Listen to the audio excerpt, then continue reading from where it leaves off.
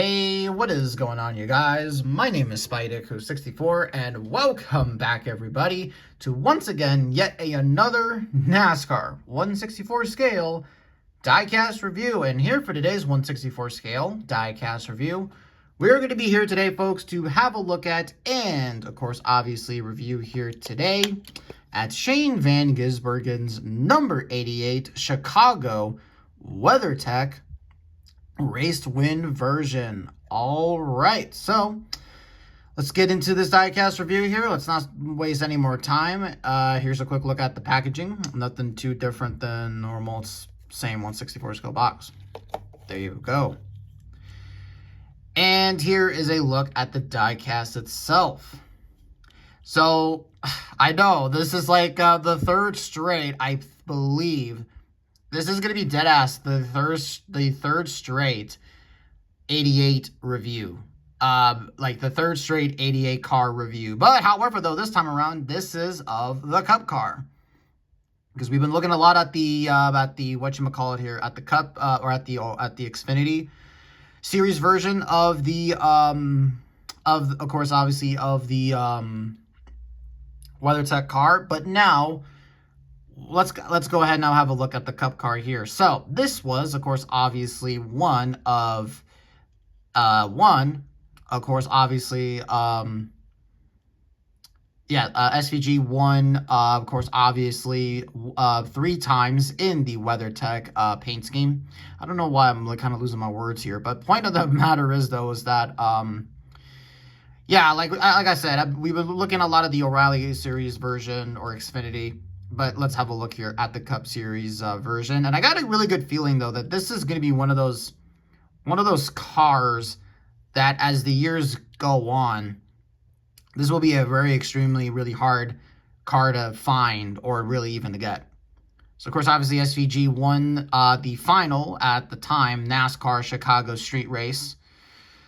There's no word if the Chicago Street Race will be coming back. Of course, obviously, the race will be back at Joliet, Illinois, which I gotta say, I mean, I do kind of prefer that. I do gotta admit, I prefer that. I mean, hey, look, Chicago Street Race was a fun idea, but it's like, come on, guys, we have a race in. There's already an oval, a NASCAR oval that's Cup ready in Joliet. So there you go. But looking closely though at the car itself here. Of course, obviously, this is just the standard WeatherTech scheme. Now, one thing, though, that is very interesting about this car and about the other SVG and the standard edition version of this diecast is that this car is, of course, obviously, this car is the more accurate car of the two versions.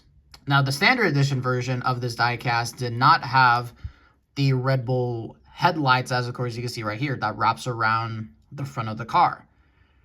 Yeah, so basically, essentially, it did not have that initially at first. But then, of course, when they got to Daytona last year in 2025, they added that, and unfortunately, that made that car very, very outdated real quick.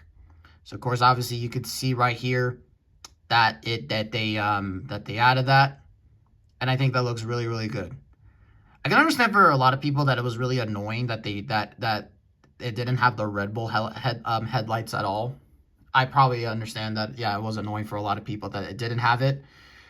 I will say this, though, and that is, I would try to see which of these WeatherTech race wins is the cleanest of them to see which one you could use as a quote-unquote standard edition diecast. Like, if you're one of those people that just have, like, OCD, kind of like me, and you're just like, you just see SVG without those accurate headlight decals. I would have to say that the Watkins Glen does look the cleanest of the two, but I'm not sure. But then you got like the Charlotte Roval race one, which that's not really a clean looking car. There's a hair right there that looks really, really weird. But yeah, I'm just taking a look at the car itself here just to see if there's anything that's really missing. Let's just go ahead and let's just get down to the sponsors here. So, on the windshield banner, it does say Chevrolet Van Gisbergen. You do got the windshield wipey. It says WeatherTech on the hood right there. Of course, it just says WeatherTech. WeatherTech.com. Of course, obviously, you got the Red Bull highlight or headlight decal right there. That the standard edition diecast version was missing. Got number 88, Sunoco Rookie of the Year. Got Trackhouse. You might notice that we have this, there's this white thing in the front here. That is not part of the race win damage. That is a genuine motherfucking paint chip right there. Courtesy from Lionel fucking Racing. I'm just going to say this to all you people that are pre-ordering the Ride the Dente diecast. Just how fun. Just imagine how funny it would be if all those cars just come out fucked up. That would just be so funny in my honest opinion. Anyways, got the same Sunoco logos right there. Goodyear NASCAR Cup Series number 88. Of course, obviously SVG is the 97 this year. Got WeatherTech, Quad Lock, Safety Culture. I got Wendy's right there on the C-Pillar Simeons with the NASCAR race sticker. Oh, that's weird. There should be two. This was like his second race win of the year, and then he won the next weekend at Sonoma. So then you got SVG with the New Zealand flag, 88 WeatherTech, Van Gisbergen. WeatherTech says Red Bull gives you wings right there. Got the same stuff on the other side. You got the same old Red Bull gives you wings tagline on the back. WeatherTech, Chevrolet, Quaker State, Zeal 188. Here's another look at the car if you wanted to see that. And of course, obviously, this is the metal chassis version and with the rubber tires. So there you go. But in terms of the race win damage, believe it or not, a lot of these SVG race wins, even though they look fairly clean, and people think that since he dominated these races, that they would be very clean diecast. Like there's like not like there would not be a scint of damage on it. But that's not true because there is a little bit some damage here and there. So let's kind of go ahead and let's talk about it. So of course, obviously on the windshield banner, like I said, you do got the windshield wiper decal. You also got the sticker right there. Actually, what does that say? That says Max right there because this race was on TNT, which was also on HBO Max. Anyways, the front end of the car does look a little bit dirty up, a little bit here and there. You do got a little bit of some scrapes here. Let's try to go ahead and get closer into the car.